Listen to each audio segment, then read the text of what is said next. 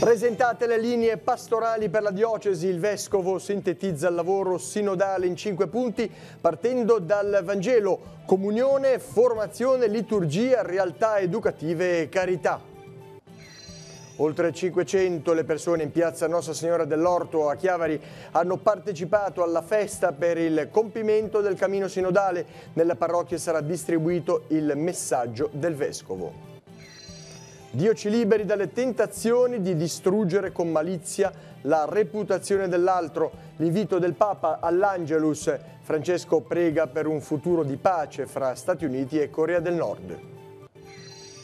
Valentina Ghio, riconfermata sindaco di Sessi Levante, eletta al primo turno con il 52,21% dei voti. Sconfitto il candidato Benedetti al 38,37%, in consiglio il candidato del Movimento 5 Stelle Sturla. Inaugurata la nuova biglietteria di ATP, allestita in corso Assarotti a Chiavari, sarà un punto di contatto diretto con il pubblico. Trasferiti da Carasco anche gli uffici per l'attività amministrativa. Il concerto del pianista Michael Neyman ha chiuso l'Andersen a Sessi Levante. Confermate le presenze turistiche per una 21esima edizione che ha visto stringersi il legame tra il festival e il premio letterario.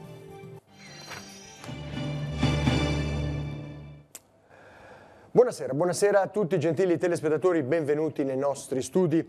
La diocesi di Chiavari si rimette in cammino dopo la grande assemblea convocata ieri dal vescovo diocesano in cattedrale a Chiavari. Un momento di grande festa ma anche di confronto che mette a frutto mesi di lavoro e intende dare un'impronta nuova alla pastorale diocesana. Durante l'incontro è stato distribuito l'opuscolo con quanto sintetizzato dal vescovo Monsignor Tanasini, che sarà a disposizione dei fedeli anche nelle parrocchie e sul sito della diocesi di Chiavari. Sentiamo quali sono le principali linee che sono emerse in questo importante evento. Il primo servizio del nostro giornale.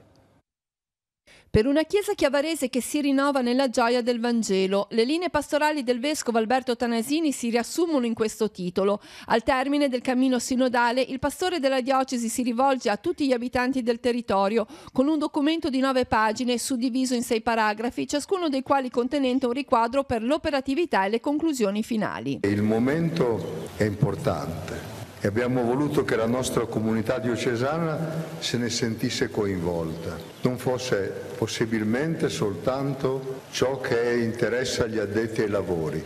Il testo fa la sintesi di un lavoro durato 2 anni che ha coinvolto in diocesi, almeno nella parte iniziale del cammino, circa 630 persone suddivise in 8 ambiti territoriali.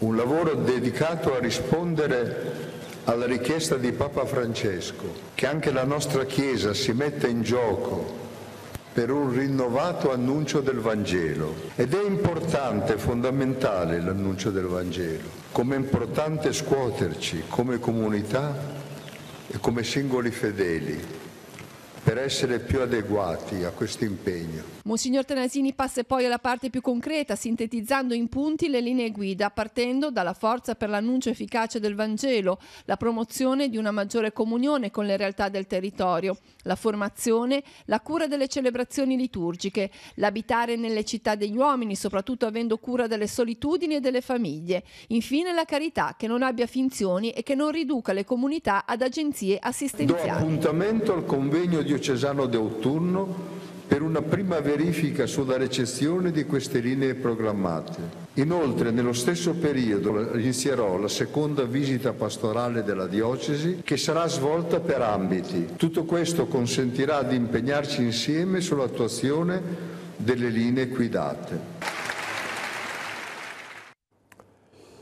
E direttamente su la chiesa chiavarese rinnovata nella gioia. La trasmissione in onda proprio questa sera alle 21:10 riprenderà e approfondirà le linee guida per la pastorale diocesana dei prossimi anni enunciate dal vescovo Monsignor Tanasini nel corso dell'assemblea diocesana in cattedrale. Quindi non perdete questo appuntamento con la trasmissione questa sera 21:10 direttamente su.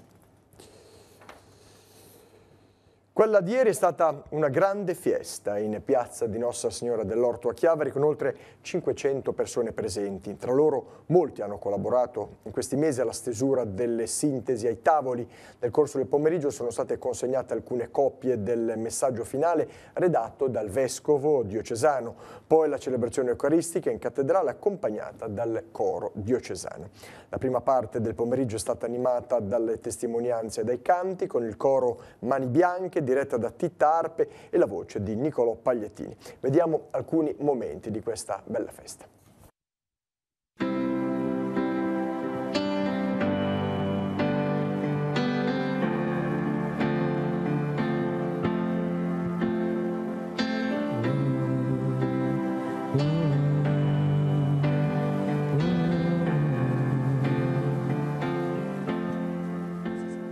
Innanzitutto ci siamo ascoltati fra di noi, è stato un ascoltare, un ascoltarsi, un condividere esperienze, idee, anche partendo dalle nostre differenze, mettendole in gioco. Devi mostrarti invincibile, collezionare trofei, ma quando piangi in silenzio scopri...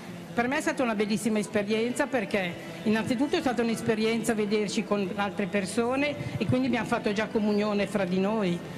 Riparlare e ridiscutere anche, pur magari con persone che la pensano diversamente, ma ricominciare a parlare diventa il mandato, secondo me, del prossimo futuro.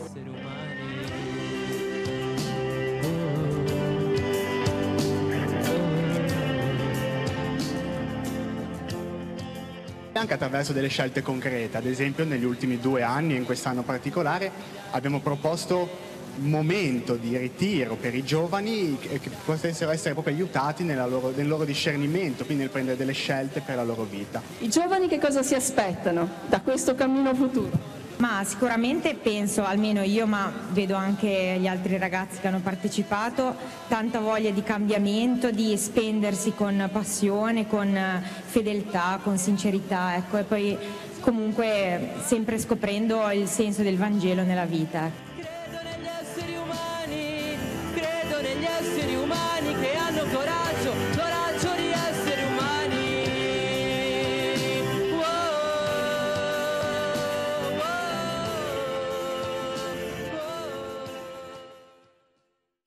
Un futuro di pace è quanto auspicato Papa Francesco ieri mattina all'Angelus, guardando agli esiti dei prossimi colloqui a Singapore tra Stati Uniti e Corea del Nord. In precedenza il Santo Padre aveva commentato la pagina del Vangelo domenicale: Dio ci liberi dalla tentazione di distruggere con malizia la reputazione dell'altro. Ha concluso il Sommo Pontefice. Il servizio curato da Radio Vaticana può partire. Chi con false accuse vuole distruggere la buona fame dell'altro per invidia della sua bontà distrugge le famiglie, le amicizie, le comunità e perfino la società, e le sue accuse sono un veleno mortale. Lo sottolinea Papa Francesco prima della preghiera dell'Angelus nella 10ª domenica del tempo ordinario, commentando il Vangelo di Marco. Gli scribi, per screditare Gesù agli occhi della gente, lo accusano di essere posseduto da Satana. In questo, spiega il Papa, c'è un ammonimento per tutti noi. Può capitare che una forte invidia per la bontà o per le opere buone di una persona possa spingere ad accusarla falsamente. Qui c'è un vero veleno mortale, la malizia con cui in modo premeditato si vuole distruggere la buona fama dell'altro. Dio ci liberi di questa terribile tentazione. Siate attenti voi, siate attenti, perché questo atteggiamento distrugge le famiglie, le amicizie, le comunità e perfino la società. La politica amministrativa, ieri si è votato a Sessi Levante per eleggere il sindaco. 4 i candidati in corsa, ad avere la meglio già al primo turno il primo cittadino uscente, Valentina Ghio. In forte calo l'affluenza rispetto al 2013, facciamo il punto in questo servizio a Sessi Levante. Valentina Ghio sarà sindaco di Sestri Levante anche per i prossimi 5 anni. I cittadini della Bimare hanno scelto la continuità eleggendo il primo cittadino uscente già al primo turno con il 52,21% dei voti. Il candidato del centrodestra, Giampaolo Benedetti, si è fermato al 38,37%, mentre Fabio Sturla del Movimento 5 Stelle ha raggiunto il 6,43% dei voti e riesce così ad entrare in Consiglio. Fuori invece dal parlamentino sestrese Denise Baldi, candidata per la lista Potere al Popolo, ferma al 2,99%. In calo l'affluenza dei votanti rispetto a 5 anni fa. In questa tornata elettorale hanno votato il 59,41% degli aventi diritto contro il 76,10% del primo turno del 2013. Il sindaco, oltre al suo voto, potrà contare su quelli della maggioranza di 10 consiglieri. La lista Valentina Ghio sindaco è quella che ha ottenuto il maggior numero di voti in assoluto con 3.570 preferenze raccolte. 8 i consiglieri comunali che saranno presenti in consiglio con questa lista. In ordine di preferenza i più votati sono stati Lucia Pinasco, Pietro Gianelli, Mauro Battilana, Silvio Rezzano, Mara Foresta, Maria Elisa Bixio, Massimo Bixio e Daniela Peri. A completare il quadro dei 10 consiglieri di maggioranza, con buona probabilità Giorgio Calabrò della lista con Calabrò Sestri al centro e Luca Ciotoli della lista Viviamo Sestri. Saranno 6 invece i consiglieri che saranno all'opposizione. Oltre al candidato dei 5 Stelle Fabio Sturla, siederanno tra i banchi della minoranza il candidato sindaco Benedetti, 2 consiglieri della sua lista Riprenditi Sestri, Marco Conti e Giancarlo Stagnaro, e 2 della Lega con 1.400 voti raccolti, seconda forza politica in città, ovvero Albino Armanino e Paolo Smeraldi. Una vittoria inaspettata al primo turno è che il neosindaco riconfermato dedica alla propria famiglia. Il giorno dopo il voto a Sestri Levante, Valentina Ghio ha ripreso possesso del suo ufficio al secondo piano del Palazzo Comunale. Ancora presto per conoscere i nomi della sua nuova squadra di governo, ma sul tavolo alcuni temi affrontati in campagna elettorale. La ascoltiamo nel servizio che segue. Questa è stata, direi, una sorpresa, una felice sorpresa. Percepivo il consenso in città, percepivo di essere avanti nella competizione, ma non questo risultato così importante, così netto da subito, quindi è stata veramente una grande soddisfazione. Soddisfazione ma anche responsabilità, adesso si continua quello che si era lasciato in sospeso. Sicuramente credo che i cittadini abbiano anche percepito questa parola, proprio il senso di responsabilità con cui abbiamo cercato di condurre per 5 anni l'azione amministrativa e che metteremo totalmente nell'azione amministrativa dei prossimi 5 anni, portando avanti alcuni percorsi avviati e con il programma che abbiamo sottoposto ai cittadini per cui ci hanno di nuovo dato il consenso. Quale sarà il primo o i primi punti che arriveranno in Consiglio?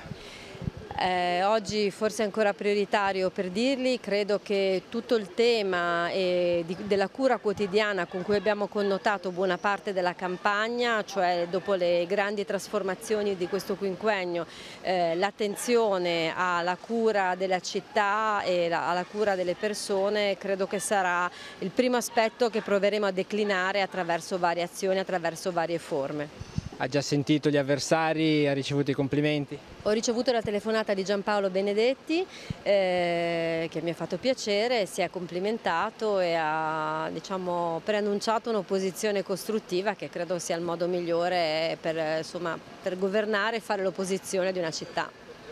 Squadra di governo, ci sono già i nomi in campo, che idea si è fatta? No, ancora no, direi che nei prossimi giorni farò proprio una riflessione su questo e poi darò i nomi. Ecco, sicuramente devo dire che c'è stato un grande successo della lista del sindaco e questo sarà un elemento importante. Qualche giorno di riposo adesso? Proprio totale riposo no, però qualche giorno un po' più lento, questo sì. Opposizione seria ma serena, è quello che preannuncia Giampaolo Benedetti, il candidato a sindaco dello schieramento di centrodestra. Resta fuori dal Consiglio Comunale la candidata di Potere al Popolo Denise Baldi, mentre entra in Consiglio il candidato del Movimento 5 Stelle Fabio Sturla. Quest'ultimo oggi ferma i box per problemi di salute. Sentiamo il commento post voto degli altri 2 concorrenti. Si aspettava questo risultato, sperava nel ballottaggio? Ci aspettavamo tutti il ballottaggio, ma lo scarso risultato dei 5 Stelle ed un calo dei voti della Lega ci ha portato a questo successo della Ghio al primo turno. Inizia adesso un lavoro all'opposizione in Consiglio Comunale, quali saranno subito i temi che porterete all'attenzione?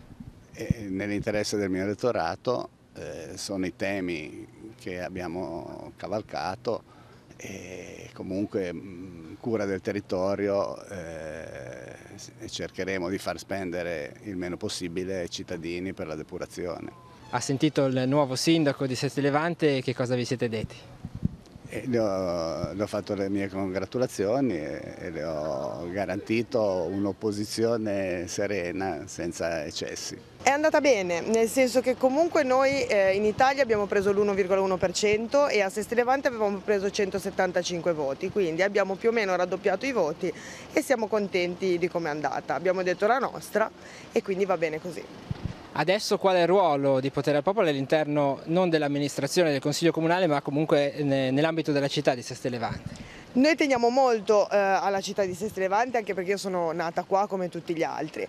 Chiaramente noi parleremo da fuori, perché 99 su 100 direi che in Consiglio Comunale non ci siamo andati. Parleremo da fuori, continuerà il nostro lavoro, ma più che altro il lavoro sarà quello nazionale. È iniziato comunque un percorso che mira anche ai prossimi 5 anni eventualmente? Noi ci saremo alle prossime amministrative e saremo sicuramente alle politiche. Noi lavoriamo soprattutto su Napoli e Roma, quindi faremo le nostre manifestazioni, faremo i nostri interventi e andremo avanti in questo senso. Camogli ha confermato sindaco Francesco Olivari nella sfida a 5. Olivari si è aggiudicato la fascia tricolore col 41,13% dei consensi, pari a 1227 voti, battendo i diretti antagonisti Claudio Giovanni Pompei, Giuseppe Pippo Maggioni, Giovanni Cichiero e Samuele Camarda. La cronaca: la Polizia Municipale di Chiavari questa mattina ha effettuato lo sgombero di alcuni accampamenti e rifugi di fortuna presenti in piazza Giovanni Paolo II nella zona della Colmata Mare, nelle immediate vicinanze del parcheggio pubblico. Gli agenti hanno dato seguito all'ordinanza del sindaco che ha disposto il provvedimento per ragioni di sicurezza e di salute pubblica. Ed è più grave del previsto lo stato dei canoli di raccolta delle acque bianche nel tratto compreso tra piazza San Giacomo di Rupinaro e l'incrocio con via Martiri della Liberazione a Chiavari. Sono infatti stati rilevati crolli del soffitto dei condotti che sostengono la parte centrale in Corso Millo. Si rende quindi necessario ripristinare la copertura. La pulizia sarà effettuata attraverso l'apertura di uno scavo lungo tutta la lunghezza del canale e non attraverso mezzi aspiratori come precedentemente ipotizzato. Si allungano i tempi per la fine degli interventi, che sono comunque indispensabili sia per garantire il corretto scarico delle acque sia per la sicurezza dei mezzi che transitano lungo il viale. Sono 13 le persone fermate alla guida in stato di alterazione alcolica nella serata di ieri dai carabinieri di Rapallo e Santa Margherita Ligure nel corso di una serie di controlli su strada. Alcuni si sono rifiutati di sottoporsi alla prova dell'etilometro, per tutti comunque è scattato il ritiro della patente di guida. Un incidente avvenuto in via Pacinotti a Genova San Pierdarena ha causato questa mattina disagi sia al traffico viario sia a quello ferroviario. Un auto articolato è andato a urtare contro il ponte della ferrovia. Il camion che trasportava materiale ferroso aveva un carico troppo alto. Durante il transito si è incastrato sotto il ponte della linea ferroviaria Genova-Ventimiglia. Nell'impatto il marciapiede della stazione si è spostato di una quindicina di centimetri, impedendo di fatto il transito dei treni. Il carico è stato perso sulla carreggiata e sul posto è stato necessario l'intervento dei vigili del fuoco. La linea ferrata quindi è restata chiusa. Sono state necessarie verifiche sulla solidità della struttura per scongiurare il pericolo di caduta materiale sulla strada sottostante dovuta alle vibrazioni del treno durante il transito. Il carico del mezzo pesante è stato rimosso dalla sede stradale e il traffico quindi è stato riaperto. Notevoli disagi sia per passeggeri che per automobilisti. Il mondo del lavoro genovese si è recato ieri al santuario della Madonna della Guardia sul Monte Figogna per il consueto pellegrinaggio annuale organizzato dai cappellani del lavoro e della Federazione Operaia Cattolica della Liguria. La partecipazione è stata molto numerosa nonostante il tempo inclemente. Erano presenti autorità civili e militari, il sindaco di Genova Marco Bucci, il prefetto Fiamma Spena, il questore Sergio Bracco. I partecipanti si sono radunati innanzi alla Cappella dell'Apparizione, poi la salita al santuario per la Santa Messa. Sull'altare quest'anno un grande striscione portato dagli operai Ilva a richiamare l'attenzione sul grande stabilimento genovese di cui il futuro pare incerto.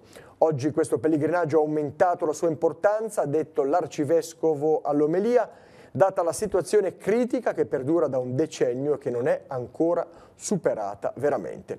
Dal cardinale è arrivato l'invito forte a camminare insieme, abbandonando i parametri individuali e gli antagonismi sulla strada che porta agli obiettivi del lavoro e dell'occupazione per tutti e non alla ricchezza per pochi.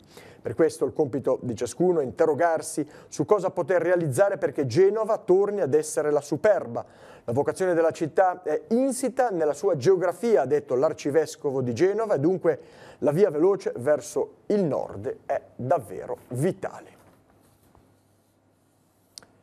Taglio del nastro questa mattina a Chiavari per i nuovi spazi dell'ATP esercizio allestita al piano terra in corso Assarotti. All'interno dei locali funzionerà un servizio di biglietteria e informazione al pubblico. Accanto al fronte office l'azienda avrà a disposizione anche nuovi uffici per l'attività amministrativa aziendale con 4 impiegati. Vediamo il servizio che abbiamo realizzato.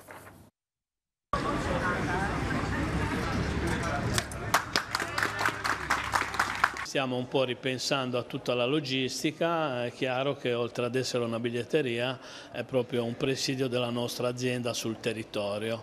E per il prosieguo ovviamente stiamo elaborando, provando ad elaborare anche in attesa che gli enti sovraordinati ci comunichino le loro decisioni, stiamo elaborando delle linee di piano industriale in cui fra i punti, fra i driver di questo piano industriale c'è appunto una rivisitazione complessiva della logistica di ATP che cercherà di avvicinarsi di più all'utenza in modo da fare anche un'attività di promozione dell'immagine ma anche di promozione del servizio pubblico di trasporto. 4 impiegati che prima erano a Carasco qui troveranno nuovi uffici.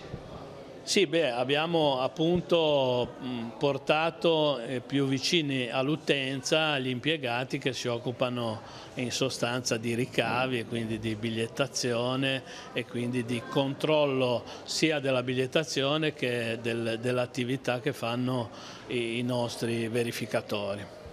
A che punto siamo invece col capolinea? C'è in dialogo con il Comune sulla realizzazione in piazza Nassiria a Chiavari, a che punto siamo? Il capolinea è un argomento un pochino più complesso in quanto il dialogo è a 3, siamo noi, l'azienda quindi, i sindacati e il Comune di Chiavari. Stiamo lavorando per trovare delle soluzioni che siano consone ed adeguate sia ai lavoratori che ovviamente all'azienda e anche al Comune, però si sono allungati un pochino i tempi. La trattativa è in corso? La trattativa è ancora in corso. Il gruppo Partecipativa di Cogorno organizza per giovedì un incontro pubblico sul tema della mobilità e della sicurezza. Il confronto con la cittadinanza si svolgerà alle 20:45 nella sala polivalente della Scuola Rocca. Sarà possibile un confronto di idee per migliorare la qualità della vita dei cittadini. Oggi, penultimo giorno di scuola, anche se per gli studenti dell'Istituto Comprensivo di Rapallo il finale col botto è stato anticipato a sabato scorso. I giovani hanno raccontato al pubblico l'anno scolastico attraverso spettacoli, concerti, performance artistiche e originali messe in scena.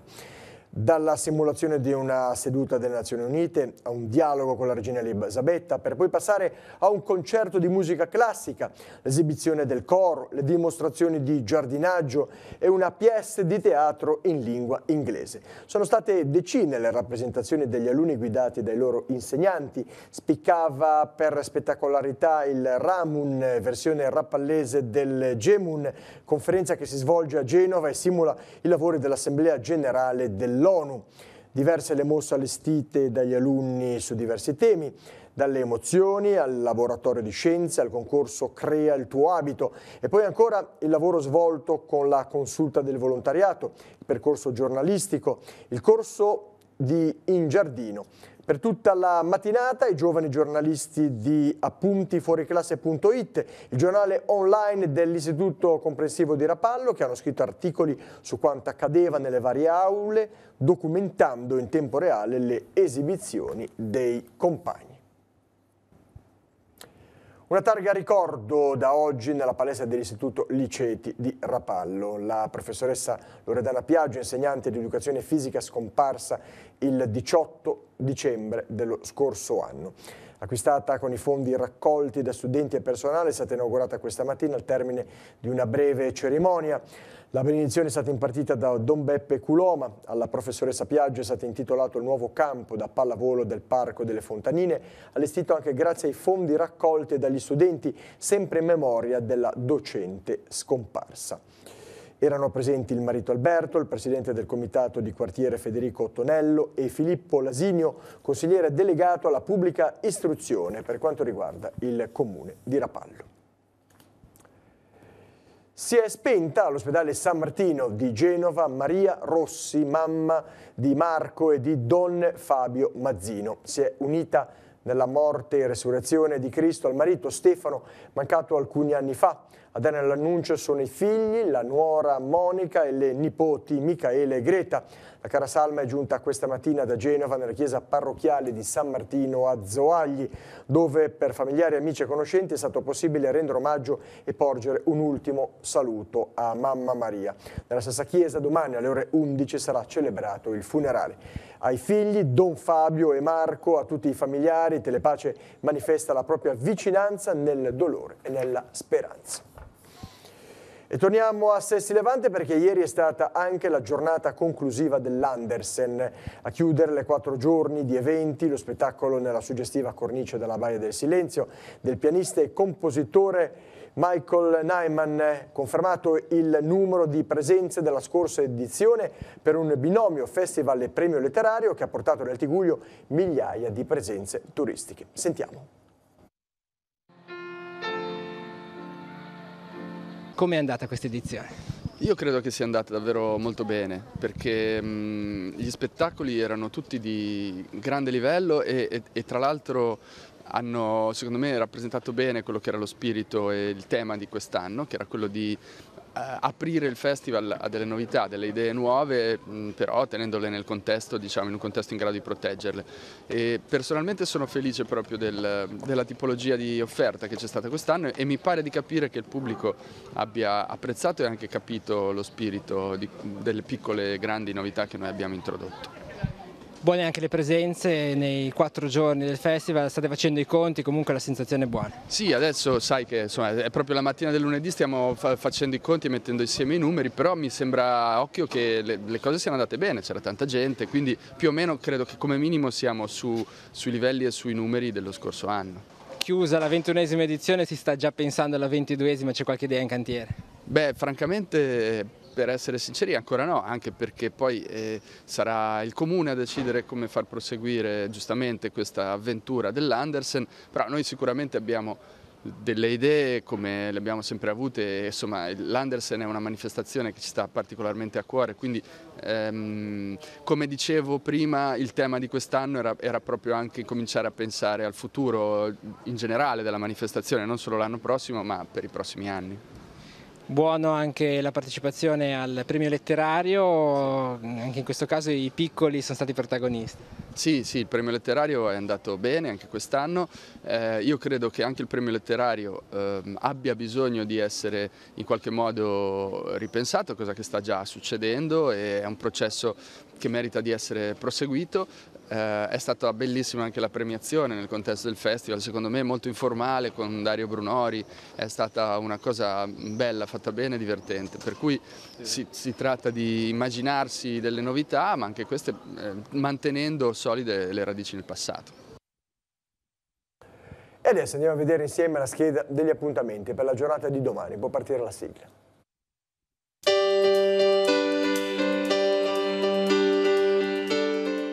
Appuntamenti in agenda per martedì 12 giugno. Come ogni martedì è aperto alle visite il Museo Scientifico Leonardini Sanguinetti, che espone attrezzature d'epoca nei locali del Seminario Vescovile a Chiavari. L'orario di apertura va dalle 9 alle 12.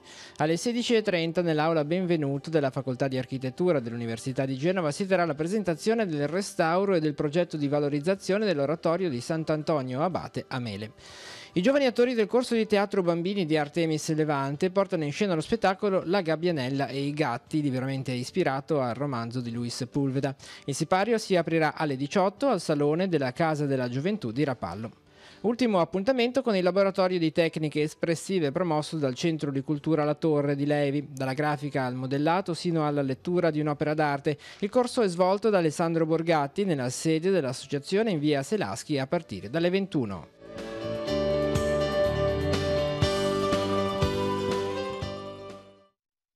Parliamo di sport, pallanuoto, sfuma purtroppo il sogno Champions League per quanto riguarda la Prorecco.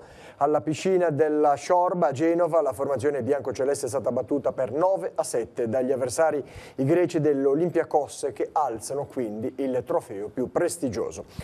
I rechellini escono a testa alta dalla competizione, dove hanno messo in acqua tutto quello che avevano, meritando l'applauso del pubblico in una piscina gremita all'inverosimile. E con questa notizia che riguardava lo sport termina il giornale anche per questa sera. Prossimo appuntamento con l'informazione domani alle ore 12:45 TG13. Vi ricordo questa sera direttamente su. Io vi ringrazio per essere stati con noi, vi auguro una buona serata con i programmi della nostra emittente. Arrivederci.